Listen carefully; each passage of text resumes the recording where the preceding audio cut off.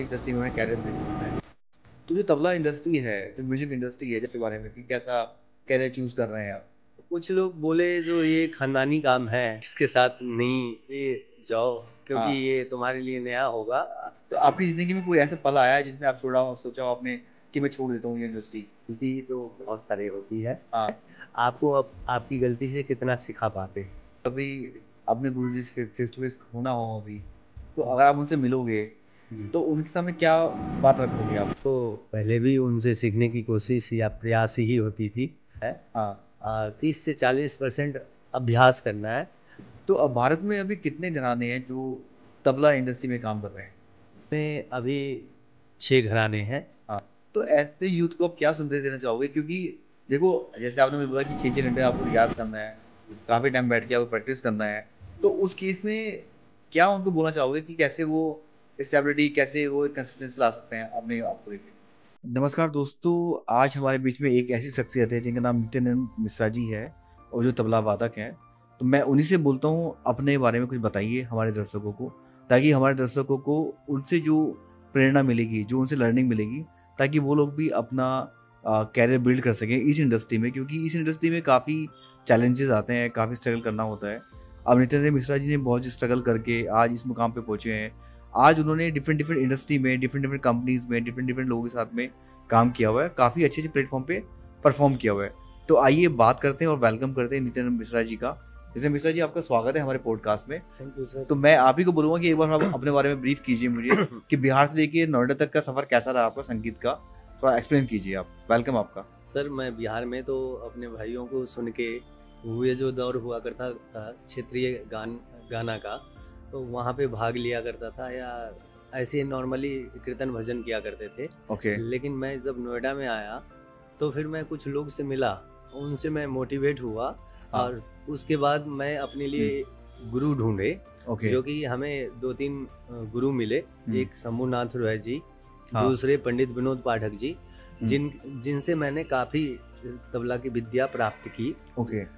जो हमारे नसीब या किस्मत में लिखा था जितना विद्या हाँ। हमने उनसे ली अब तक, ओके। अभी भी ले रहे। ओके। और मैंने अपने विद्या लेते जो हमारे जो दौर रहा है, शिक्षण के साथ साथ हमने कुछ शिक्षक भी बनाए, जो कि हमने कुछ ये जो तबला की विद्या है उन्हें कुछ लोग को दे के, मान के चलिए शिक्षक बना के, अब वे भी बहुत अच्छा संगीत के क्षेत्र में काम करते हैं। तो आपके जो गुरुजी रहे हैं इंडस्ट्री में, उनका नाम बताइए, क्या नाम है उनको? उनसे आपने क्या सीखा? सर उनका नाम पंडित विनोद पाठक है, जो कि भारत के महान तबला वादक में से हैं। ओके। और बहुत विद्वान तबला वादक हैं। ओके। जो कि मान के चलिए भारत में लगभग तबला के 6 घराने पाए जाते हैं। ओके। और माने जाते हैं। हाँ। वे 6 घराना प्ले करते हैं, बजाते हैं। ओके। मैं तबला के साथ साथ मैं मृदंग वादन का भी शिक्षा लिया। मृदंग जो कि पंडित रामाशीष पाठक जी थे, उनके बेटे से, और पंडित रामाशीष पाठक जी से भी कुछ पढ़ने की मुझे मिली, प्राप्ति हुई। ओके जी। तो मिश्रा जी, कैसे आपको ये लगा कि एक तबला आपकी पहचान बन सकता है? सर ये हमें 6 से 8 साल में जाके पता चला, जब तबला में हमने साधना, मेहनत, तपस्या शुरू किया। हाँ। और एक दिन में 6 से 8 घंटे, 10 घंटे, 12 घंटे हमने बजाए। ओके। फिर उसके बाद हमें महसूस हुआ जो अब हम कुछ कर सकते हैं तबला में। वो दौर था कम से कम लगभग 8 साल के आसपास। ओके। तो फिर हम इसके साथ प्रोफेशनली जुड़े। वैसे तो संगीत जो होता है, गायन, वादन, चाहे नृत्य हो, कुछ भी हो, ये 3 चीज़ के लिए होता है। ये तो अपनों लिए करते हैं लोग, कुछ लोग व्यावसायिक रूप से करते हैं, कुछ लोग आध्यात्मिक संगीत करते हैं। नितिन मिश्रा जी, जैसे आपने अपने घर में, हम लोग शेयर करते हैं कि मुझे इस वाली इंडस्ट्री में अपना कैरियर बिल्ड करना है, तो जो तबला इंडस्ट्री है, जो म्यूजिक इंडस्ट्री है, जब हम अपने परिवार में बातें करते हैं तो उनकी प्रतिक्रिया क्या रही आपके बारे में कि कैसा कैरियर चूज कर रहे हैं आप? आपने अपने मदर से बात की होगी, पेरेंट्स से, फादर से बात की होगी, तो क्या बताया उन्होंने? तो कुछ लोग बोले जो ये खानदानी काम है, हाँ। इसके साथ नहीं ये जाओ, क्योंकि हाँ। ये तुम्हारे लिए नया होगा। हमारे घर के कोई भी इस व्यक्ति इस विधा के साथ जुड़े नहीं है। हाँ। तुम्हारे लिए बहुत स्ट्रगल होगा। लेकिन हाँ। ऐसा कुछ नहीं है। मुझे लगता है अगर आप में मेहनत करने की या आपके पास विल पावर या आपके लाइफ में डिसिप्लिन है, हाँ। तो फिर आप इसे बहुत बढ़िया से कर सकते हैं। तो आपकी जिंदगी में कोई ऐसा पल आया है जिसमें आप छोड़ा हो, सोचा हो आपने कि मैं छोड़ देता हूँ ये इंडस्ट्री? नहीं, ऐसा तो मन नहीं किया कभी। हाँ। लेकिन ये है जो मेहनत, साधना, तपस्या इसमें है, और ये जिंदगी भर के लिए है। कोई ऐसा स्टेज परफॉर्मेंस रहा है आपका जिसके होने के बाद एक आपका प्लेस बना हो मार्केट में, और वो क्या रहा है? कौन सा आपने स्टेज परफॉर्मेंस दिया होगा? जी, मैंने कॉमनवेल्थ गेम्स, WCF, हाँ। जैसे कि वर्ल्ड कल्चरल फेस्टिवल, ब्रह्मनाद कार्यक्रमों में मैं हिस्सा लिया हूँ। हाँ। लेकिन मुझे जो मैंने एक परफॉर्मेंस किया था अपने शिष्यों को लेके गृह मंत्रालय में, जो उससे मुझे मैं काफ़ी मोटिवेट हुआ। उसमें सब कुछ नया बनाना था और कंपोजिशन स्वतः रचना करनी थी, जो कि हमने सभी भागों को खुद से बनाए। और उसको अपने शिष्यों में सिखा के उन्हीं से प्ले करवाया। उससे हमें काफ़ी मोटिवेशन मिला। तो मिश्रा जी, जैसे हमें कोई काम मिलता है जी, कई बार गुरुजी ने हमें कोई काम दिया, हमसे कोई मिस्टेक हो गई, तो ऐसी कोई बड़ी मिस्टेक आपकी जिंदगी में हुई है इन फ्रंट ऑफ योर गुरुजी, वो आपसे नहीं हो पाया और उन्होंने आपको डांट दिया, और उस डांट से आपको क्या सीख मिली? सर वैसे तो अगर देखेंगे नॉलेज के क्षेत्र में तो गलती तो बहुत सारी होती है। हाँ। और एक पार्ट पे एक गलती नहीं होती है, एक पार्ट पे कईयों गलती होती है। हाँ। डिपेंड करता है जो आपके गुरु कितने पेशेंस वाले हैं और वे कितना विद्वान है, आपको आपकी गलती से कितना सिखा पाते हैं। तो अगर आपको कभी अपने गुरुजी से फेस टू फेस होना हो अभी, तो अगर आप उनसे मिलोगे तो उनके सामने क्या बात रखोगे? आप पहली बात क्या रखोगे? सर हम तो पहले भी उनसे सीखने की कोशिश या प्रयास ही होती थी, अभी भी प्रयास ही होगा। अभी भी ऐसे लगता है जो हमें अपने गुरुओं से बहुत सीखना चाहिए। और सबसे बड़ी चीज़ है जो ये तबला है, तो इसमें हमें लगता है 30 से 40% सीखना है। और 30 से 40% अभ्यास करना है। कम से कम 15 से 20% सुनना जो है ना बहुत ज़रूरी है। तो अब भारत में अभी कितने घराने हैं जो तबला इंडस्ट्री में काम कर रहे हैं? सर इसमें अभी 6 घराने हैं। जैसे कि पंजाब, सबसे पहले दिल्ली, अजरारा, लखनऊ, बनारस, पंजाब और फरुखाबाद। ये 6 घराना है, 5 से 6 घराना। सर हमारे गुरुजी पंडित ज्ञान बाबू के शिष्य रहे हैं, जो कि फरुखाबाद के वरिष्ठ तबला वादक थे। और फरुखाबाद घराने की ही बहुत भारत के सर्वश्रेष्ठ तबला वादक जो उस्ताद थिरकवा खान साहब थे, जो कि हमारे गुरुजी का उस्ताद वो भी रहे, उनसे भी हमारे गुरुजी ने विद्या प्राप्त की। और इसके बाद भी दिल्ली घराने के कई उस्ताद जैसे कि मकबूल हुसैन खान साहब से उन्होंने विद्या प्राप्त की, दिल्ली घराना की।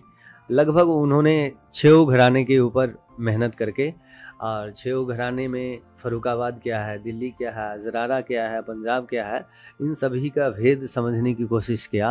और उन्होंने जाति के ऊपर बहुत काम किया, जैसे कि खंड, तिस, मिश्र, चतुस्र, संकीर्ण 5 जाति होती है। जो कि इस जाति का नाम लेना और करना बहुत अलग है। इसके ऊपर काम करना जाति के ऊपर बहुत मुश्किल काम है। तो एक तबला वादक को कितना प्रैक्टिस करना होता है? एक तबला वादक को कम से कम 6 से 12 से 14 घंटे अभ्यास करना चाहिए। कम से कम 6 घंटा, उससे ज़्यादा जितना करे उतना बेहतर है। देखिए आज के युग में जो यूथ है हमारा, अगर उसको इस इंडस्ट्री में आना हो, तो मैं समझता हूँ कि उस यूथ में एक कॉन्सेंट्रेशन पावर नहीं होती, स्टेबिलिटी नहीं होती है। तो ऐसे यूथ को आप क्या संदेश देना चाहोगे? क्योंकि देखो जैसे आपने मुझे बोला कि 6 घंटे आपको रियाज करना है, काफ़ी टाइम बैठ के आपको प्रैक्टिस करना है, तो उस केस में क्या उनको बोलना चाहोगे कि कैसे वो स्टेबिलिटी, कैसे वो कंसिस्टेंसी ला सकते हैं अपने आप को लेके? देखिए सर, सबसे पहले संगीत की किसी भी विधा को सीखने के लिए हमारे लैब में डिसिप्लिन होनी चाहिए, हार्ड वर्क होना चाहिए, और विल पावर होना चाहिए, और कैरेक्टर होना चाहिए। जिस आदमी के पास ये है वो उसका मन और विचार अपने आप स्वतः होती है। बिल्कुल। अगर ये नहीं है तो आपको कोई कितने भी मोटिवेट करे तो फिर सब बेकार है। तो बिना गुरु के तबला सीख सकते हैं? सर नहीं, संभव नहीं है, इसलिए संभव नहीं है हाँ। क्योंकि ये गुरुमुखी विद्या है, और गुरुमुखी विद्या या वाद्य भी माना जाता है और बाज भी माना जाता है, क्योंकि इसे गुरु के द्वारा ही प्राप्त कर सकते हैं। हाँ, तो नितिन मिश्रा जी, जैसे हम लोग अभी डिजिटल मार्केटिंग का वर्क करते हैं जी हम लोगों को डिजिटल मार्केटिंग सिखाते हैं, जी कैसे आप सोशल मीडिया पे प्रमोट कर सकते हैं अपने आप को, जी कैसे आप अपना बिजनेस खड़ा कर सकते हैं डिजिटल मार्केटिंग के थ्रू। जी। तो डिजिटल वर्ल्ड में आजकल लोग घर में बैठ करके चीजें कर रहे हैं, लर्न कर रहे हैं चीजें। तो जो तबला है अगर सीखना हो इस डिजिटल वर्ल्ड में तो यूट्यूब देख के सीख सकता है या किसी गुरु का क्लास लेना पड़ेगा या क्या करना होगा उसको? नहीं, बेहतर तो गुरु शिष्य परंपरा है। हाँ। क्योंकि जब हम अपने शिक्षक के साथ बैठते हैं हाँ। तो फिर उनके इमोशन या उनके विचार और बहुत सारी चीजें होती है एक बंदिश के अंदर, एक हाँ। बोल के एक पार्ट के भाग के अंदर, हाँ। जो कि हमें समझने होती है गहराई से। जैसे कि किसी भी बोल का अपना फील होता है। हाँ। या मान लीजिए पेशकार है तो पेशकार हाँ। के अलग फील है, कायदे के अलग है, हाँ। टुकड़े के अलग है, गत के अलग है, परन के अलग है, उठान के और बहुत अलग है। हाँ। ठीक है, तो फिर हम गुरु के साथ जब रहते हैं तो गुरु के साथ सिर्फ तबला ही नहीं सीखते हैं, तबला के साथ तो हमारे गुरु का मन कितना कनेक्ट है। हाँ। उसे भी हम सीखते हैं, उनका इमोशन क्या है कि मान के चलिए वो कैसे बैठते हैं, कैसे बोलते हैं और कैसे बजाते हैं, ये सब हमें गुरु शिष्य परंपरा में सीखने को मिलता है। यूट्यूब तो एक जरिया है बस।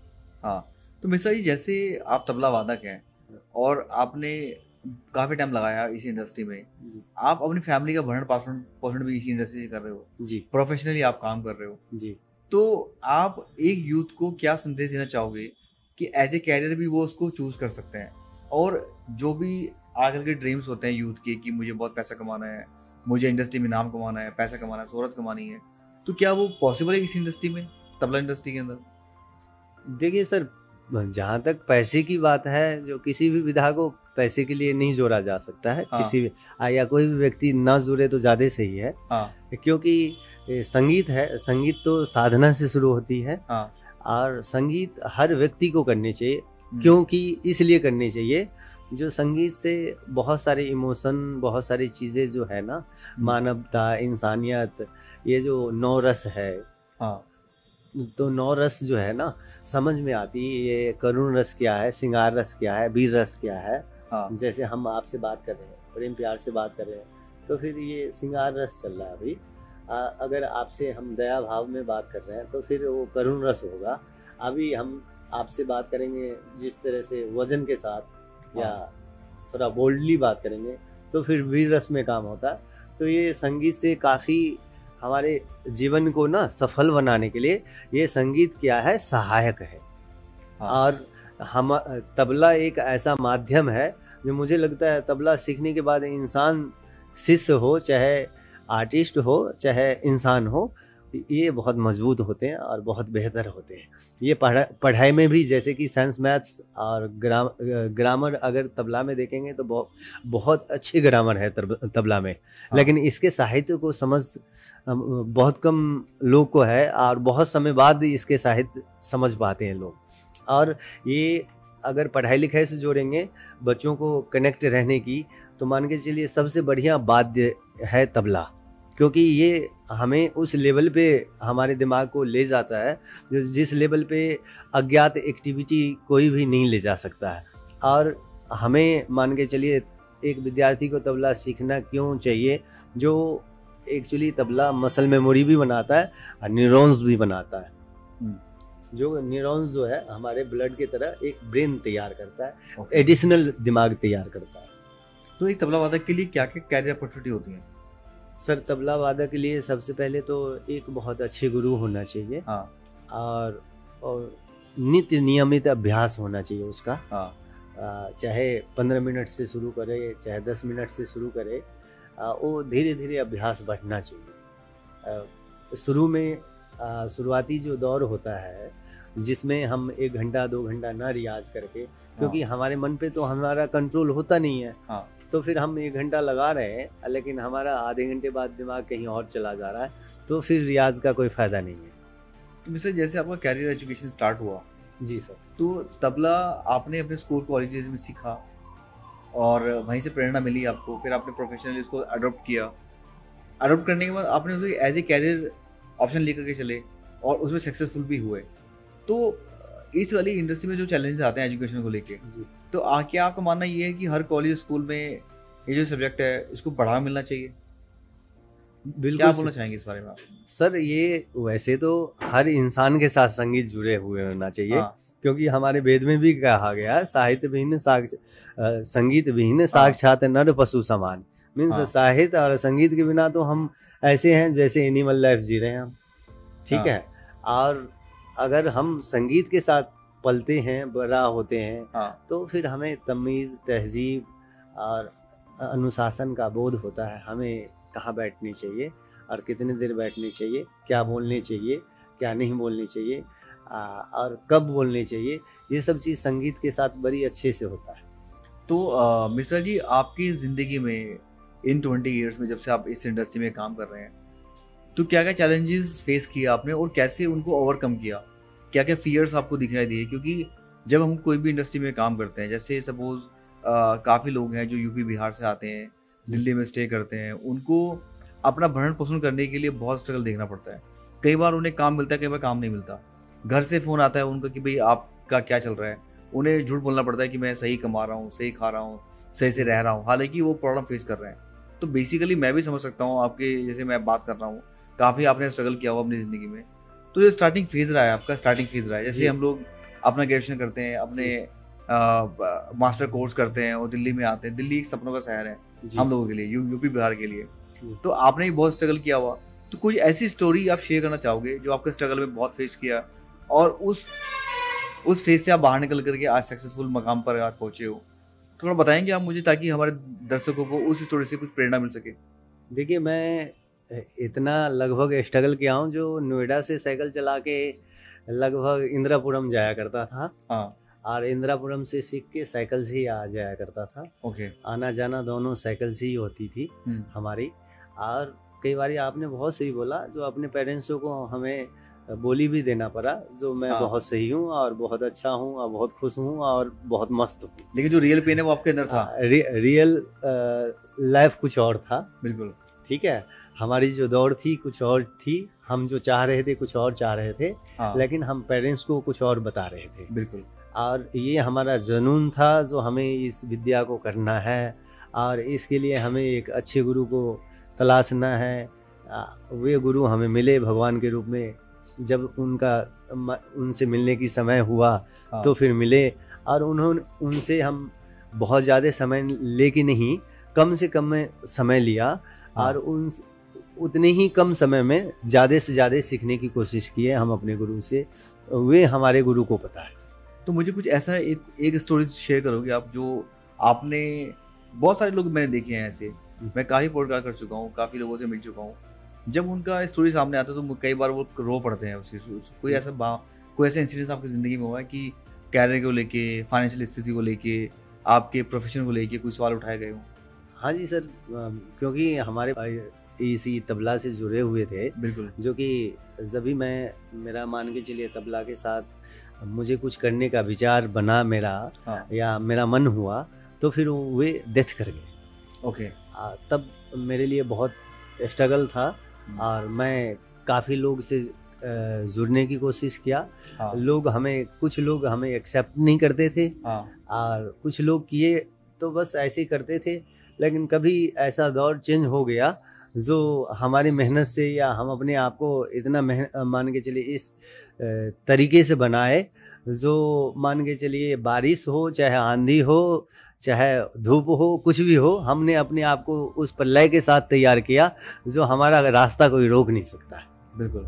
तो नितिन मिश्रा जी, मैं आपको एक बार ये बोलना चाहता हूँ कि तबला बजा करके आप हमारे दर्शकों को ये बताइए कि क्या आपकी एक्सपर्टीज़ रही है। सिर्फ 1 मिनट तक आपको बजाना है, जो भी बेस्ट आपकी धुन रहती हो उसको आपको एक्सप्लेन करना है, ताकि मैं एक एग्जांपल दे सकूं कि एक कलाकार के पीछे का जो दर्द होता है वो कैसे होता है। क्योंकि स्टार्टिंग के कैरियर में हर इंसान को बड़ी प्रॉब्लम फेस करनी होती है। हमें सिर्फ वो दिखता है जो हमें, हमारे जो गुड पार्ट है, बट उस गुड पार्ट के पीछे कितने बैड पार्ट हम लोग फील कर चुके होते हैं, वो बेसिकली एक जो कलाकार है या जो उस फेस को जी पा रहा है वही बता सकता है। वही समझ सकता है। तो थोड़ा सा मैं चाहूँगा कि एक बार आप मुझे 1-2 मिनट का आप बजा के दिखाइए, ताकि मैं दर्शकों को कुछ आपके बारे में बता सकूँ। ठीक है सर, मैं सबसे पहले आपको एक नवरात्रे अभी हाल में ही निकला है, बिल्कुल। तो एक कवित है माँ दुर्गा का, जो कि इस कवित को सीखने के बाद मेरे मन पे अलग छाप पड़ी, और इसमें इसको करने के लिए मैंने खुद ही कोशिश किया था, जो कि हमने इसे कंपोजिशन किया, या मान के चलिए हमसे हो गया, ऐसे ही हो गया, हम करते करते इसको बना दी, जो कि मैं आपको सुना रहा हूँ, जो कि भगवती का है रौद्र रूप में, और धमार ताल में है 14 मात्रा में। देखिए, कदक धेकिट कथक धेकिट धूमकिट धेकिट घेकिट ग्रान कटट तकट तकन धिकिट तकन किता देखन धा दिन ता धा धा दिन जगत जननी जगदम्बे मां घटट धगट कदट धगट चामुंडे श्री दुर्गा माता जय जय भवानी भवानी धगत धगत धगत धा धगत धगत धगत धा धगत धगत धगत धा। ये धमार ताल में है। ओके, ठीक है सर।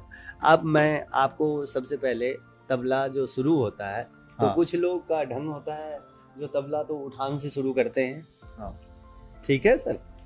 कुछ लोग पेशकार से शुरू करते हैं। तो मैं अभी छोटा सा पेशकार सुना रहा हूँ, क्योंकि यहाँ पे परफॉर्मेंस नहीं किया जा सकता। बिल्कुल, थोड़ा सा मैं ब्रीफ किया, तो इसलिए मैं लाइटली आपको सिर्फ पेशकार सुना रहा हूँ। पेशकार का मतलब है कि ताल को पेश करना, जैसे कोर्ट में पेशकार होते हैं, जो कि सभी फैलों को या सबूतों को अपने साहब तक पहुंचाते हैं और वे सम्मान पूर्वक देते हैं। तो ऐसे ही ये हमारे तबला में एक पेशकार है, जो कि ताल को कनेक्ट करता है। बिल्कुल। जो देखिए, धी कधिन्ना, ये दिल्ली घराना का पेशकार है। धी कधिन्ना धा धिन्ना धाती धाती धा धा।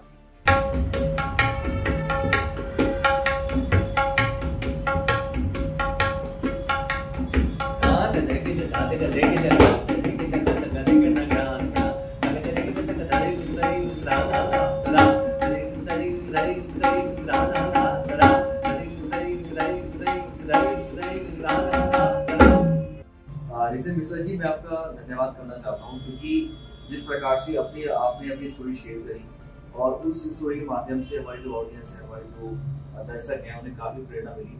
और आपको जो स्ट्रगल था, वो स्ट्रगल आपका एक सक्सेसफुल स्टोरी में तब्दील हुआ। और हमारे जो यूथ हैं, अगर वो चाहते हैं अपना कैरियर बिल्ड करना म्यूजिक इंडस्ट्री में एज ए तबला आर्टिस्ट, तो काफी कुछ नॉलेज मिली है उनसे, और हम आपका लिंक भी शेयर करेंगे उन लोगों को, ताकि उन तक आपके जो नॉलेज है पहुंच सके, और उनको आपकी नॉलेज से बेनिफिट मिल सके, और आपकी स्टोरी से इंस्पायर हो सके। क्योंकि जैसे आपने मुझे शेयर किया कि आप बिहार से बिलोंग करते हैं, नोएडा में रहते हैं, आपने अपना घर लिया, आपके बच्चे ऐसे स्कूल में स्टडी करते हैं, और एक अच्छा लाइफस्टाइल आप मेंटेन कर पा रहे हो इस प्रोफेशन की वजह से, तो एक बहुत ही अच्छी सीख मिलती है हम लोगों को आपसे। और मैं चाहता हूँ कि हमारे दर्शक भी आपसे काफ़ी इंस्पायर होंगे आपकी स्टोरी से।